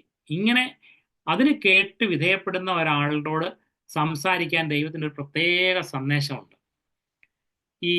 ഞാൻ സഭകളൊക്കെ വിട്ട് അന്വേഷിക്കാനുള്ള കാരണം വെച്ചാൽ ഈ 7 സഭകളോടും പറയുന്ന കാര്യമുണ്ട്. ജയിക്കുന്നവന് കൊടുക്കുന്ന ഒരു ഭക്ഷണം, ജയിക്കുന്നവന് കൊടുക്കുന്ന ഉടുപ്പ്, ജയിക്കുന്നവന് കൊടുക്കുന്ന നാമം, ഇതൊക്കെ ഉണ്ടെന്നാണ് പറയുന്നത്. അപ്പോൾ ഇതിനെക്കുറിച്ച് പ്രസംഗിക്കുന്ന ഒരു സഭയും ഞാൻ കാണുന്നില്ലല്ലോ. അതെങ്ങനെയാണ് കിട്ടുക, എവിടെയാണ് അത് വാങ്ങുന്നത്? അതൊക്കെ എനിക്കൊരു സാറ്റിസ്ഫാക്ഷൻ വന്നത് CFC വന്ന ശേഷമാണ്. കാരണം അവിടെ എനിക്ക് ചില കാര്യങ്ങൾ ലഭിക്കാനായിട്ട് തുടങ്ങി. ഞാൻ ഇനി ഒരു കാര്യം കൂടെ കാണിച്ചു തരാൻ ആഗ്രഹിക്കുക. നമ്മൾ ഈ സഭകളെ അന്വേഷിക്കുമ്പോൾ ഞാൻ നേരത്തെ പറഞ്ഞല്ലോ, ഈ ജയിക്കുന്നവർക്ക് മാത്രമായി കൊടുക്കാൻ വെച്ചിരിക്കുന്ന ഒരു സന്ദേശം ഉണ്ടെന്നുള്ളത്. ആ സന്ദേശം നമ്മൾ ആത്മാവ് സഭകളോട് പറയുന്നത് ചെവിയുള്ളവനെ കേൾക്കാനാണ് പറഞ്ഞത്. അപ്പം ആത്മാവ് എന്ന് പറയാൻ പറ്റുന്ന ഒരു സഭയാണോ എന്ന് ഞാൻ ആദ്യം അറിയണം, അല്ലെങ്കിൽ ഞാൻ അവിടെ പോയിരുന്നിട്ട് എനിക്കൊന്നും കിട്ടത്തില്ല. അപ്പോൾ ആ തിരിച്ചറിവ് എനിക്ക് ഉണ്ടാവണം. അങ്ങനെ ഒരു അന്വേഷണത്തിലായിരുന്നു ഞാൻ ഇങ്ങനെ തപ്പിക്കൊണ്ടിരുന്നത്. അപ്പം നമ്മുടെ ജീവിതത്തിൽ ഇതിനെ തിരിച്ചറിയാനായിട്ടുള്ള ഒരു നമ്മൾ പരിശുദ്ധാത്മാവ് നമ്മുടെ മനസ്സ് പുതുക്കുന്ന അളവിൽ മാത്രമേ നമുക്കിത് ഗ്രഹിക്കാൻ പറ്റത്തുള്ളൂ. ഇപ്പം നമുക്കിപ്പം ചെറിയൊരു കൊച്ചുണ്ടെന്ന് വിചാരിക്കും. കൊച്ച് 2ാം ക്ലാസ്സിൽ പോകാൻ തുടങ്ങിയിട്ടുള്ളൂ. 2ാം ക്ലാസ്സിൽ പോയപ്പോഴത്തേക്ക് തന്നെ അവൻ പറഞ്ഞ ചേച്ചി ചെയ്യുന്നത് പോലെ എനിക്ക്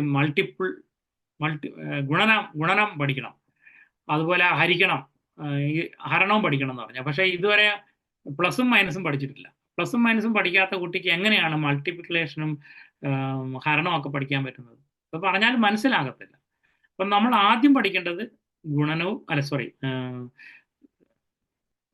അഡീഷനും അതുപോലെ സബ്ട്രാക്ഷനുമാണ് പഠിക്കേണ്ടത്. അത് കഴിഞ്ഞിട്ടാണ് അതിലേക്ക് കൊണ്ടുപോകാൻ പറ്റത്തുള്ളൂ. അതുപോലെ നമ്മുടെ ഉള്ളിലും ആത്മാവ് ചില ലെവലിലേക്ക് നമ്മളെ നയിച്ചു കഴിഞ്ഞാൽ മാത്രമേ ഉള്ളൂ അടുത്ത ലെവൽ നമുക്ക് മനസ്സിലാവത്തുള്ളൂ.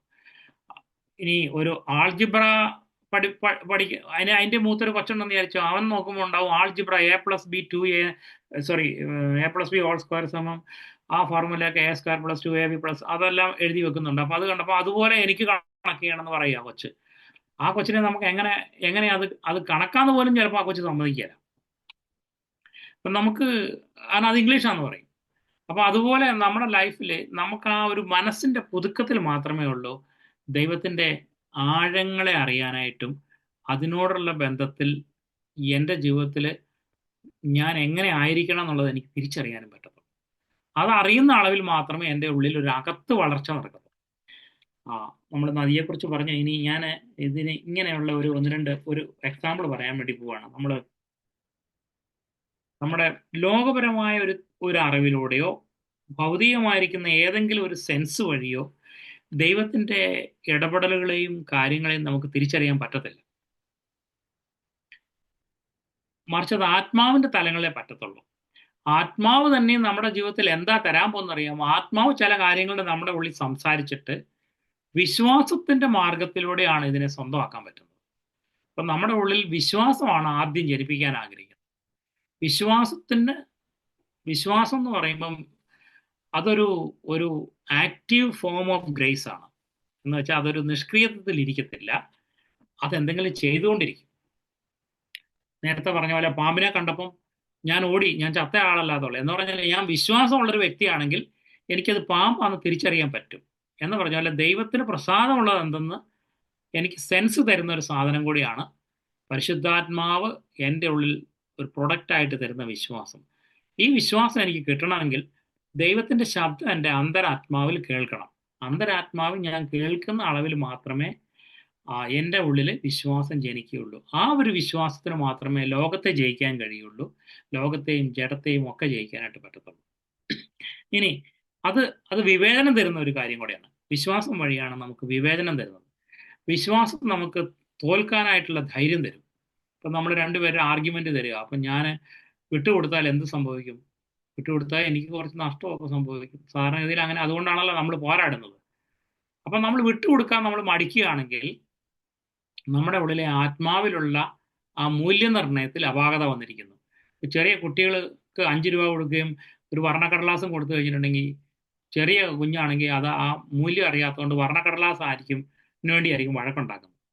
നമ്മുടെ ജീവിതത്തിനകത്ത് മൂല്യനിർണ്ണയം കറക്റ്റ് അല്ലെങ്കിൽ, പരിശുദ്ധാത്മാവിനല്ലെങ്കിൽ, നമ്മുടെ ജീവിതത്തിൽ ആ ഒരു ബോധത്തിലേക്ക് നമ്മുടെ വളർച്ച വന്നിട്ടില്ലെങ്കിൽ നമ്മളും വർണ്ണക്കടലാസിന് വേണ്ടി അടിയുണ്ടാക്കുകയും അത് എങ്ങനെയും വാങ്ങി സ്വന്തമാക്കാനും അതിനുവേണ്ടി 5 രൂപ അല്ല 10 രൂപ വേണമെന്ന് പറഞ്ഞാൽ ഞാൻ അത് കൊടുത്തത്. കാരണം ഇത് ഒരു പേപ്പർ പോലെ എൻ്റെ മുമ്പിലുള്ളൂ 10 രൂപയ്ക്ക്. അതേസമയം വർണ്ണക്കടലാസ് കാണാൻ ഭംഗിയുണ്ട്, അതെടുത്ത് ഞാൻ എൻ്റെ പോക്കറ്റിൽ വെക്കുകയും ചെയ്യും. അപ്പം നമ്മുടെ ക്രിസ്തീയത്തിൽ ഈ ഒരു തിരിച്ചറിവാണ് ദൈനംദിനമായിട്ട് നമ്മുടെ ജീവിതത്തിൽ നടക്കേണ്ടത്. അപ്പോഴാണ് നമ്മൾ വളരുന്നത്. ഇനി ഞാൻ അങ്ങനെ ഒരു 1-2 കാര്യങ്ങൾ ഈ ഉൽപ്പത്തി പുസ്തകത്തിൽ നിന്ന് കാണിക്കാൻ ആഗ്രഹിക്കുക.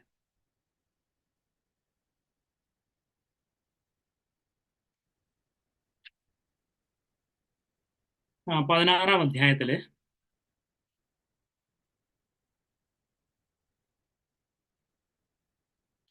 നമുക്കെല്ലാം അറിയാവുന്ന കാര്യമാണ്. അബ്രഹാമിന് ഭാര്യ സാറായി ഉണ്ടായിരുന്നു. സാറായുടെ കുട്ടികളില്ലാഞ്ഞുകൊണ്ട് സാറായുടെ ദാസിയായിരുന്ന ഹാഗാറിനെ ഭാര്യയായിട്ട് കൊടുത്തു. അബ്രഹാമിന് ഹാഗാറിൽ ഇസ്മായിൽ എന്ന് പറഞ്ഞ ഒരു കുഞ്ഞ് ഉണ്ടായി. 16-ന്റെ 4-ാം വാക്യം. അവൻ ഹാഗാറിന്റെ അടുക്കൽ ചെന്നു, അവൾ ഗർഭം ധരിച്ചു. താൻ ഗർഭം ധരിച്ചു എന്ന് അവൾ കണ്ടപ്പോൾ യജമാനത്തി അവളുടെ കണ്ണിന് നിന്ദ്യതയായി. ഹാഗാറിന്റെ ദൃഷ്ടിയിൽ സാറയുടെ വില അങ്ങ് ഇടിഞ്ഞുപോയി.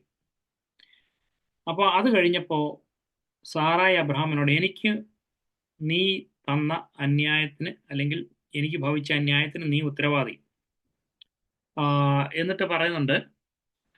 അപ്പം അബ്രഹാം പറഞ്ഞു, നിന്റെ ദാസിയാണ്, നിനക്ക് ഇഷ്ടമുള്ളതുപോലെ ചെയ്തോളാൻ പറഞ്ഞു. അതിൻ്റെ അവസാന വാക്യം 6-ന്റെ അവസാനം, സാറായി അവളോട് കാഠിന്യം തുടങ്ങിയപ്പോൾ അവൾ അവനെ വിട്ട് ഓടിപ്പോയി. അതായത് അബ്രാമിന്റെ വീട് വിട്ട് ഓടിപ്പോകേണ്ടി വന്നു. 7-ാം വാക്യം. പിന്നെ യഹോവയുടെ ദൂതൻ മരുഭൂമിയിൽ നീരുറവിന്റെ അരികെ ശൂരിന് പോകുന്ന വഴിയിൽ നീരുറവിന്റെ അരികെ വെച്ച് തന്നെ അവളെ കണ്ടു. സാറായിയുടെ ദാസിയായ ഹാഗാറെ, നീ എവിടെ നിന്ന് വരുന്നു, എങ്ങോട്ട് പോകുന്നു എന്ന് ചോദിച്ചു. അതിനവൾ, ഞാൻ എൻ്റെ യജമാനത്തി സാറായിയെ വിട്ട് ഓടിപ്പോവുകയാകുന്നു എന്ന് പറഞ്ഞു. യഹോവയുടെ ദൂതൻ അവളോട്, നിന്റെ യജമാനത്തിന്റെ അടുക്കൽ മടങ്ങിച്ചെന്ന് അവൾക്ക് കീഴടങ്ങിയിരിക്കുക എന്ന് കൽപ്പിച്ചു. യഹോവയുടെ ദൂതൻ പിന്നെയും അവളോട്, ഞാൻ നിന്റെ സന്തതിയെ ഏറ്റവും വർദ്ധിപ്പിക്കും, അത് എണ്ണിക്കൂടാതെ വണ്ണം പെരുപ്പമുള്ളതായിരിക്കും. നീ ഗർഭിണിയല്ലോ, നീ ഒരു മകനെ പ്രസവിക്കും. യഹോവ നിന്റെ സങ്കടം കേൾക്കൊണ്ട് അവന് ഇസ്മായേൽ എന്ന് പേർ വിളിക്കണം. ഇന്നത്തെ പോലെ ജനിക്കുന്നതിന് മുമ്പ് തന്നെ ആണാണോ പെണ്ണാണോ എന്ന് അറിയത്തില്ല. പക്ഷെ ദൈവത്തിന് എല്ലാം അറിയായിരുന്നു. ദൈവം പറഞ്ഞ്, നിന്റെ ഗർഭത്തിലുള്ള ഒരു ആണാണ്, അവന്റെ പേരിന്നതായിരിക്കണം, അവൻ പെരുപ്പമുള്ള ഒരു ജാതി അവനിൽ നിന്ന് ഉത്ഭവിക്കും, എണ്ണിക്കൂടാതെ വണ്ണമുള്ള ജനം അതുണ്ടായിരിക്കും, പോയി കീഴടങ്ങിയിരിക്കാൻ പറയും. അങ്ങനെ ദൈവത്താൽ ദർശനം പ്രാപിക്കുകയും അല്ലെങ്കിൽ ദൈവത്തിന്റെ ദൂതനെ കാണുകയും സൂപ്പർ നാച്ചുറൽ ആയിരിക്കട്ടെ, അതായത് അസാധാരണമായ രീതിയിലുള്ള ഒരു ദൈവീയ ഇടപെടലിന് വിധേയമായിരിക്കുന്ന അങ്ങനെ ഒരു അനുഭവമുള്ള സ്ത്രീയാണ് ഹാഗാർ. ഈ ഹാഗാർ, ഇനി അടുത്ത വാക്യം, അടുത്തത് 21-ാം അധ്യായത്തിന്റെ 1-ാം വാക്യം. അനന്തരം യഹോവ താൻ അരുളി ചെയ്തിരുന്ന പോലെ സാറയെ സന്ദർശിച്ചു. താൻ വാഗ്ദത്തം ചെയ്തിരുന്നത് യഹോവ സാറായിക്ക് നിവർത്തിച്ചു കൊടുത്തു. അതായത് സാറ ഗർഭിണിയായി ഒരു ഐസക് എന്ന് പറഞ്ഞ കുഞ്ഞ് ജനിക്കുകയാണ്. അങ്ങനെ കുറച്ച് കഴിഞ്ഞിട്ട് ഈ കുഞ്ഞ് ജനിച്ചു. അത് കഴിഞ്ഞ് കുറച്ച് കഴിഞ്ഞപ്പോൾ ഈ ഇസ്മായേല് മഹാപരിഹാസിയായിരുന്നു. 11-ാം വാക്യം. തൻ്റെ മകൻ നിമിത്തം 9-ാം വാക്യത്തില് മിസ്രൈമ്യ ദാസി ഹാഗാർ അബ്രഹാമിന് പ്രസവിച്ച മകൻ പരിഹാസി എന്ന് സാറ കണ്ട് അബ്രഹാമിനോട്, ഈ ദാസിയെയും മകനെയും പുറത്താക്കിക്കള. ഈ ദാസിയുടെ മകൻ എൻ്റെ മകൻ ഇസ്ഹാക്കിനോട് അവകാശിയാകരുത് എന്ന് പറഞ്ഞു. 11-ാം വാക്യം. തൻ്റെ മകൻ നിമിത്തം ഈ കാര്യം അബ്രഹാമിന് അനിഷ്ടമായി. എന്നാൽ ദൈവം അബ്രഹാമിനോട്, ബാലൻ നിമിത്തവും ദാസിയുടെ നിമിത്തവും നിനക്ക് അനിഷ്ടം തോന്നരുത്. സാറ നിന്നോട് പറഞ്ഞതിലൊക്കെയും അവളുടെ വാക്ക് കേൾക്ക. ഇസ്ഹാക്കിൽ നിന്നുള്ളവരല്ലോ നിന്റെ സാക്ഷാൽ സന്തതി എന്ന് വിളിക്കപ്പെടുന്നു. അത് കഴിഞ്ഞ് 11-ാം വാക്യത്തിൽ പറയുന്നുണ്ട്, ദാസിയും മകനെയും ഞാൻ ജാതിയാക്കും എന്നൊക്കെ പറയുന്നുണ്ട്. അങ്ങനെ അബ്രഹാം 14-ാം വാക്യം, ഒരു അധികാലത്ത് എഴുന്നേറ്റ് അപ്പവും ഒരു തുരുത്തി വെള്ളവും എടുത്ത് ഹാഗാറിന്റെ തോളിൽ വെച്ച് കുട്ടിയെയും കൊടുത്ത് അവളെ അയച്ചു. അവൾ പുറപ്പെട്ടു പോയി ബർശേബ മരുഭൂമിയിൽ ഉഴന്നു നടന്നു. 15-ാം വാക്യം. തുരുത്തിലെ വെള്ളം ചെലവായ ശേഷം അവൾ കുട്ടിയെ ഒരു കുറുങ്കാടിന്റെ തണലിട്ടു. അവൾ പോയി അതിനെതിരെ ഒരു അമ്പിൻപാട് ദൂരത്ത് ഇരുന്നു. കുട്ടിയുടെ മരണം എനിക്ക് കാണേണ്ട എന്ന് പറഞ്ഞു. എതിരെ ഇരുന്ന് ഉറക്കെ കരഞ്ഞു. ദൈവം ബാലന്റെ നിലവിളി കേട്ടു. ദൈവത്തിന്റെ ദൂതൻ ആകാശത്ത് നിന്ന് ഹാഗാറിനെ വിളിച്ച് അവളോട്, ഹാഗാറെ, നിനക്കെന്ത്, നീ ഭയപ്പെടേണ്ട. ബാലൻ ഇരിക്കുന്നിടത്ത് നിന്ന് നിന്റെ നിലവിളി ദൈവം കേട്ടിരിക്കുന്നു. നീ ചെന്ന് ബാലനെ താങ്ങി എഴുന്നേൽപ്പിച്ചുകൊള്ളുക, ഞാൻ അവനെ ഒരു വലിയ ജാതിയാക്കും എന്ന് അരുളി ചെയ്തു. ദൈവം അവളുടെ കണ്ണു തുറന്നു. അവളൊരു നീരുറവ കണ്ടു. ചെന്ന് തുരുത്തിലെ വെള്ളം നിറച്ച് ബാലനെ കുടിപ്പിച്ചു. ദൈവം ബാലനോടുകൂടെ ഉണ്ടായിരുന്നു. അവൻ മരുഭൂമിയിൽ പാർത്തു. അവനൊരു വില്ലാളിയായി തീർന്നു. അവൻ 21-ാം വാക്യം. അവൻ പാരാൻ മരുഭൂമിയിൽ പാർത്തു. അവന്റെ അമ്മ മിസ്രൈം ദേശത്ത് നിന്ന് അവനൊരു ഭാര്യയെ കൊണ്ടുവന്നു. അപ്പോ ഇവിടെ എനിക്ക് നിങ്ങളുടെ അടുത്ത് ചോദിക്കാൻ, അല്ലെ നമുക്ക് ഒരുമിച്ച് ചിന്തിക്കാനുള്ള ഒരു കാര്യം ഇതാണ്. ഹാഗാറിന് ഇപ്പോ ദൈവത്താൽ ഒരു ദർശനമുണ്ടായി. ദൈവത്തിന്റെ ദൂതനെ അവൾ കണ്ടുമുട്ടി. അസാധാരണമായ രീതിയിലുള്ള ദൈവത്തിന്റെ പരിപാലനം അവൾ അനുഭവിച്ചു.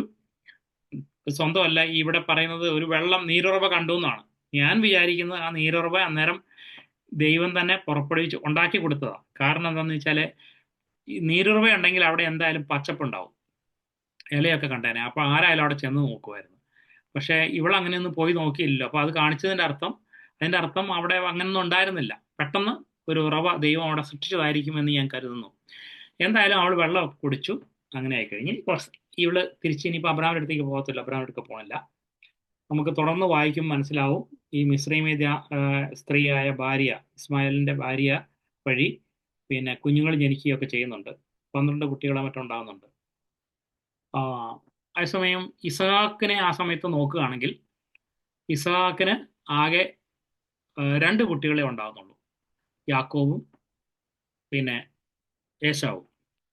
അപ്പോൾ ഈ രണ്ടുപേരുടെ വീട്ടിലും ഇപ്പം ഒരു കൂട്ടായ്മയൊക്കെ ഉണ്ടായിരിക്കും. രണ്ടുപേരുടെ വീട്ടിലും ഉണ്ടായിരിക്കും. അബ്രഹാമിന്റെ വീട്ടിലുണ്ട്, ആഗാറിന്റെ വീട്ടിലുണ്ട്. കാരണം ആഗാറിനോടും ദൈവം വലിയ കാര്യങ്ങൾ പറഞ്ഞിട്ടുണ്ട്. ജാതിയാക്കുമെന്നും ഇതാക്കുമെന്നും അനുഗ്രഹം ഉണ്ടെന്നും എല്ലാ കാര്യങ്ങളും പറഞ്ഞു. വില്ലാളിയായി തീരും, അങ്ങനെ പല കാര്യങ്ങൾ പറഞ്ഞിട്ടുണ്ട്. അപ്പോ ആം, ഹാഗാറിന്റെ വീട്ടിൽ ഒരു ആരാധന, അതും ഇങ്ങനെ തന്നെ രക്ഷിച്ച ഈ ദൈവത്തിന്റെ അത്ഭുത കാര്യങ്ങളൊക്കെ പറഞ്ഞുകൊണ്ടും സാക്ഷ്യം പറഞ്ഞുകൊണ്ടും ഒക്കെ ദൈവത്തെ സ്തുതിക്കുന്ന ഒരു ആരാധന അവിടെ കാണും. അബ്രഹാമിന്റെ വീട്ടിലും ഒരു ആരാധന കാണും. അപ്പം ഞാനൊരു സഞ്ചാരിയാണെന്ന് വിചാരിക്കും, ഞാനൊരു സത്യാന്വേഷിയാണ്, ഞാനൊരു സത്യദൈവത്തിന്റെ സാന്നിധ്യമുള്ള ഒരു സഭയെ അന്വേഷിച്ച് ഞാനിങ്ങനെ പോകുമ്പോൾ ഞാൻ ആദ്യം അബ്രഹാമിന്റെ വീട്ടിൽ ചെന്നു. അവിടെ ചെന്ന് അവിടുത്തെ മീറ്റിംഗ് എല്ലാം കൂടി. അവിടെ ആകെ 3-4 പേരേ ഉള്ളൂ, 2 മക്കളും സാറയും അബ്രഹാമും ഉണ്ട്. അബ്രഹാം സാധാരണ ചെയ്യുന്ന പോലെ ദൈവത്തെ നമസ്കരിച്ചു സ്തുതിച്ചു, അവന്റെ കാര്യങ്ങളെല്ലാം കേട്ടു. അവിടുത്തെ പാട്ടും പ്രാർത്ഥനയൊക്കെ കഴിഞ്ഞ് ഞാൻ നേരെ അടുത്ത ആഴ്ച ഹാഗാറിന്റെ വീട്ടിൽ ചെല്ലുകയെന്ന് വിചാരിച്ചു. ഹാഗാറിന്റെ വീട്ടിൽ ചെന്ന് കഴിയുമ്പോൾ അവിടെ എണ്ണത്തിലും ആള് കൂടുതൽ. അത് സ്വന്തമല്ല, അവൾക്ക് പറയാൻ വലിയ സാക്ഷ്യങ്ങളുണ്ട്. ആ സാക്ഷ്യങ്ങൾ അവൾ പറഞ്ഞു. അതും കൂടാതെ അബ്രഹാം എന്ന് പറഞ്ഞ ആള് ശരിക്കും ദൈവത്തെ അറിയുന്ന ആളായിരുന്നെങ്കിൽ എന്നെ ഗർഭിണിയാക്കി എനിക്ക് ഒരു കുഞ്ഞിനെ തന്ന ശേഷം ഒരു വെള്ളവും തോളിൽ വെച്ചിട്ട് എങ്ങോട്ടാണെങ്കിൽ പൊക്കളാം എന്ന് പറഞ്ഞു മരുഭൂമിയിലേക്ക് വിട്ടു. ഇത് ദൈവത്തെ അറിയുന്ന ഒരു വ്യക്തി അങ്ങനെ ചെയ്യുമോ?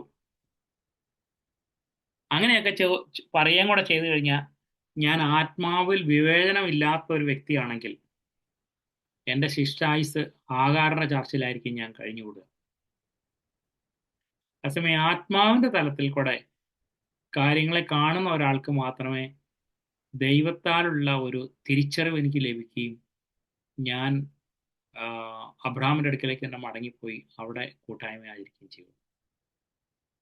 നമുക്ക് പിന്നെ അറിയാം, ദൈവത്തിന്റെ തിരുവെഴുത്ത് പറയുന്നത് ദാസിയും മകനെയും പുറത്താക്കി കളയാന്ന് ഗലാത്യ ലേഖനത്തിൽ എടുത്തു പറയുന്നുണ്ട്. അത് ദൈവത്തിന്റെ ഒരു നിയമമായിരുന്നു. അത് ദൈവം എന്തിനാ അത് അങ്ങനെ ചെയ്തു എന്നുള്ള കാര്യങ്ങൾ ഞാൻ ചോദിച്ചു പോയാൽ എനിക്കൊട്ട് കണ്ടുപിടിക്കാൻ പറ്റത്തില്ല. അതെന്റെ ഹൃദയത്തെ ഇരുട്ടിലേക്ക് കൊണ്ടുപോകുള്ളൂ. അതേസമയം വിശ്വാസ മാർഗത്തിലൂടെ എനിക്ക് അറിയാൻ കഴിയും ദൈവം നമുക്കധികം വാസ്തവം പറഞ്ഞാൽ ദൈവത്തിൽ നിന്നും കാര്യകാരണ സഹിതമായിട്ട് ഒരു കാര്യത്തിന്റെ മറുപടി നമുക്ക് ആവശ്യമില്ല. പറഞ്ഞവൻ എങ്ങനെയുള്ളവനാണെന്ന് അറിഞ്ഞു കഴിഞ്ഞാൽ പിന്നെ പറഞ്ഞതിനകത്തെ അർത്ഥം നമ്മൾ അന്വേഷിച്ചു പോകേണ്ട കാര്യമില്ല. കാരണം എനിക്ക് ദോഷമായിട്ടുള്ള യാതൊരു കാര്യവും ചെയ്യില്ല. അനീതി ഒരു കാരണവശാലും ദൈവത്തിന്റെ പക്ഷത്തില്ല, മുഖപക്ഷം അവനില്ല. അവൻ വിശ്വസ്തനായ ദൈവമാണ്, സ്നേഹമുള്ളവനാണ്, ദയയും കരുണയും ദീർഘക്ഷമയും മഹാദയും മനസ്സിലും ഉള്ള ദൈവമാണ്.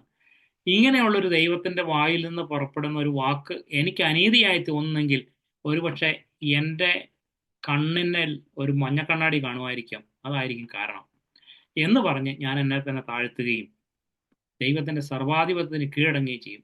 അപ്പോഴാണ് എൻ്റെ ഉള്ളിൽ ദൈവപരിജ്ഞാനത്തിൽ ഞാൻ വളരാൻ തുടങ്ങുന്നത്. ദൈവപരിജ്ഞാനമാണ് എന്നെ ഇങ്ങനെയുള്ള നിലയിലേക്ക് കൊണ്ടുപോകുന്നത്. ഞാൻ ഈ നേരത്തെ പറഞ്ഞതുപോലെ നമ്മളൊരു ഭൗതിക സെൻസിലൂടെയാണ് ഓരോ ചർച്ചിനെയും കൂട്ടായ്മേനെയും ഒക്കെ വിലയിരുത്തുന്നതെങ്കിൽ ആത്മാവ് സഭകളോട് പറയുന്ന ജയിക്കാനുള്ളതായ സന്ദേശങ്ങൾ ഉൾക്കൊള്ളുന്ന ഒരു സഭയെ എനിക്ക് തിരിച്ചറിയാനായിട്ട് കഴിയാതെ പോകും. ഞാൻ എന്നിട്ട് സെറ്റിൽ ചെയ്യും. എന്തെങ്കിലും ഇപ്പം താഴ്മയല്ല, താഴെ നിലവാരത്തിലുള്ള ഒരു ചർച്ചിൽ ഞാൻ സെറ്റിൽ ചെയ്യും. ഇപ്പൊ ഹാഗാറിന്റെ അവിടെ കൂടിയാലും അവരും പാട്ടും പാടും എല്ലാം ഉണ്ട്. പക്ഷെ നമുക്കറിയാം പിന്നീട് മുന്നോട്ട് പോയപ്പോൾ 2, 3, 4 തലമുറയിലേക്ക് പോയപ്പം അത് രണ്ടും 2 സ്ട്രീമായിട്ട് പോയി. രണ്ട് അരുവികളായി. ഒന്ന് അകന്ന് പോയി, മറ്റൊന്ന് ദൈവത്തിന്റെ കാര്യപരിപാടികളെ ഈ ഭൂമിയിൽ നടത്തിക്കാൻ തക്കമുള്ള ഒരു കണ്ണിയായി തീരുകയും ചെയ്തു. അപ്പൊ ഇങ്ങനെയുള്ള ഒരു കണ്ണിയോട് ബന്ധപ്പെട്ട് ദൈവത്തിന്റെ കാര്യപരിപാടിയോടുള്ള ബന്ധത്തിൽ ദൈവം ഇങ്ങനെ ഓരോ മാലയിൽ ഇങ്ങനെ ഓരോ കണ്ണി ഇങ്ങനെ കടുപ്പിച്ചുകൊണ്ടിരിക്കുക. ഈ കണ്ണിയിലെ ഒരു കണ്ണിയായി തീരാനുള്ള വിളിയാണ് നമുക്കുള്ളത്. നമുക്കറിയാം ഈ മാലയാണ് അല്ലെങ്കിൽ വലിയ ആരെങ്കിലുമൊക്കെ വരുമ്പോഴത്തേക്കും ഞാനൊരു പൂവാണെന്ന് വിചാരിച്ചു. ഇവിടുത്തെ പ്രസിഡന്റ് വരുമ്പോഴത്തേക്ക് ഈ മാലയിട്ട് സ്വീകരിക്കാൻ വേണ്ടിയിട്ട് ഈ മാലയിലാണ് കോർക്കുന്ന, ഈ മാല ഇടുന്നതെങ്കിൽ ഞാൻ ഒരു പൂവായിട്ട് എനിക്ക് സെലക്ഷൻ തന്നാൽ ആ മാലയിൽ പോയി കിടക്കാനായിരിക്കും ഞാൻ ആഗ്രഹിക്കുന്നത് എന്ന് പറഞ്ഞ പോലെ ദൈവത്തിന്റെ കാര്യപരിപാടിയോടുള്ള ബന്ധത്തിൽ ദൈവം ഒരു കാര്യം ലോകം ഉണ്ടാകുന്നതിന് മുമ്പ് തന്നെ തൻ്റെ ഹൃദയത്തിലുണ്ടായിരുന്ന ചിന്തകൾക്കനുസരിച്ച് ദൈവം വാർത്തെടുത്തുകൊണ്ടിരിക്കുന്ന ഒരു വലിയ പദ്ധതിയുണ്ട്. അതിനെക്കുറിച്ചൊരു ദർശനം എൻ്റെ ഉള്ളിലുണ്ടെങ്കിൽ ആത്മാവ് പറയുന്നത് എന്താണെന്ന് ഞാൻ കേൾക്കണം. കേട്ട് കഴിഞ്ഞിട്ട് അതിലൊരു കണ്ണി ആയിരിക്കുക എന്നുള്ളതാണ് എൻ്റെ ജീവിതത്തിൽ ഇന്ന് എനിക്ക് ചെയ്യാൻ പറ്റുന്ന ഏറ്റവും വലിയ ദൈവഹിതം. അതിനെക്കുറിച്ച് നല്ലൊരു ബോധ്യം വരും. അങ്ങനെ പോകാനായിട്ടുള്ള ഒരു വിളിയാണ് ദൈവം നമുക്ക് പ്രത്യേകിച്ച് നമ്മുടെ കൂട്ടായ്മകൾക്ക് പരിശുദ്ധാത്മാവ് നാം തന്നുകൊണ്ടിരിക്കുന്നത്. അപ്പോൾ ഇതിനെ നമ്മൾ യഥാർത്ഥത്തിൽ വിലയിരുത്തി ശരിയായി ഗ്രഹിച്ച് നമ്മൾ മുന്നോട്ട് പോകണം. ഞാൻ ഈ കഴിഞ്ഞ ദിവസം വേറെ ഒരു സ്ഥലത്ത് സംസാരിച്ചപ്പോൾ ഞാനിങ്ങനെ പറയാനിടയായി തീർന്നു. എൻ്റെ ഹൃദയത്തെ വെല്ലുവിളിച്ചൊരു കാര്യമായിരുന്നു ആ ബെലിയാമിൻ്റെ കാര്യം. ബെലിയാം ഒരു പ്രവാചകനായിരുന്നാണ് പറഞ്ഞത്. അതുമല്ല, അദ്ദേഹം പറഞ്ഞ കാര്യങ്ങളൊക്കെ എത്ര ക്ലിയർ ആയിരുന്നറിയാം. ഇസ്രായേലിനെ കുറിച്ചൊക്കെ പറഞ്ഞു കഴിഞ്ഞിട്ട് പറയുമ്പോഴത്തേക്കും ആ പ്രവാചകൻ യഹോവയുടെ അതല്ല അദ്ദേഹത്തിന്റെ സാക്ഷിയൊക്കെ പറയുന്നത്, ഞാൻ യഹോവ പറയുന്നത് അല്ലാതെ ഞാൻ ഒരക്ഷരം പോലും ഞാൻ പറയത്തില്ല എന്നൊക്കെയാണ് പറഞ്ഞത്. ബാലാക്ക് വീട് നിറയെ സമ്പത്തും അതുപോലെ എനിക്ക് മാനവും ഒക്കെ തന്നു കഴിഞ്ഞാൽ പോലും ഞാൻ യഹോവ പറയുന്നല്ലാതെ പറയത്തില്ല എന്ന് പറഞ്ഞ അങ്ങനെയുള്ള ഒരു ഫേം സ്റ്റാൻഡൊക്കെ അപ്പിയർ ടു ബി. പ്രത്യക്ഷത്തിൽ അങ്ങനെയാണ് നമുക്ക് തോന്നുന്നത്. പക്ഷേ അവന്റെ ഹൃദയം ഒരിക്കലും ഈ അവൻ തന്നെ പറയുന്ന പ്രവാചക വാക്യങ്ങളിൽ വിശ്വസിച്ചിരുന്നില്ല. അത് കാരണം അവൻ തന്നെ പറയുന്നുണ്ട്, അയ്യോ ഇസ്രായേൽ മരിക്കുന്നത് പോലെ ഞാൻ മരിച്ചിരുന്നെങ്കിൽ അവന്റെ കാലഗതി ആർക്ക് ഗണിച്ചറിയാം, അവന്റെ കൂടാരങ്ങൾ എത്ര മനോഹരമായിരിക്കുന്നു, അവൻ ഇരപിടിക്കാതിരിക്കുകയല്ല എന്ന് വെച്ചാൽ ഇരപിടിച്ച് അതിന്റെ ശത്രുവിനെ നശിപ്പിച്ച് കളയുന്ന പറയുന്നതിന്റെ അർത്ഥം. അങ്ങനെയൊക്കെ ചെയ്യുന്ന പറയുന്നത്. അതെല്ലാം ഈ ബാലാക്കിന് മുമ്പാകെ പ്രവചിച്ച് പറയുന്നുണ്ട്. പക്ഷേ ബാലാക്ക് എന്ന് പറഞ്ഞാൽ മിദ്യാന്യ രാജാവാണ്. ആ രാജാവ് ഇവനെ ശപിക്കാൻ വേണ്ടിയായിരുന്നു കൊണ്ടുപോയത്. പക്ഷെ നീ അവരെ ഇനി അനുഗ്രഹിക്കാൻ വേണ്ടെന്ന് പറഞ്ഞ് അവിടെ ഇരുത്തി.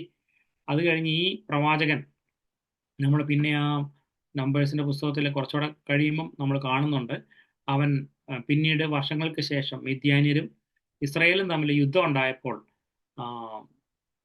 ഇസ്രായേൽ മക്കൾ വാളാൽ ഈ ബെലിയാമിനെയും കൊന്നുകളഞ്ഞു എന്ന് പറയുന്നുണ്ട്. അപ്പൊ എന്തിനാണ് അങ്ങനെ കൊന്നത്?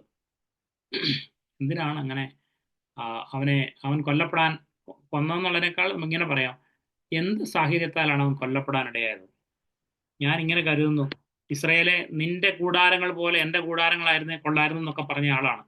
അപ്പൊ അങ്ങനെ ആയിരുന്നു നല്ലതെങ്കിൽ അവൻ തീർച്ചയായും ദൈവത്തിന്റെ ആ ഒരു ഹൃദയത്തിലുള്ള കാര്യങ്ങളെ കേൾക്കുന്നവനാണ്. നമുക്ക് പ്രവചിക്കാൻ ഇങ്ങനെ മനസ്സിൽ വന്നങ്ങ് പറയാനൊക്കെ പറ്റും. പക്ഷെ ആത്മാവിൽ അവന്റെ ചെവി തുറന്നിരുന്നെങ്കിൽ അവൻ ബാലാക്കിന്റെ അടുത്ത് താമസിക്കാതെ, അതായത് ശത്രുപാളയത്ത് താമസിക്കാതെ ഇസ്രായേൽ മക്കളുടെ കൂടെ പോയി താമസിക്കുമായിരുന്നു.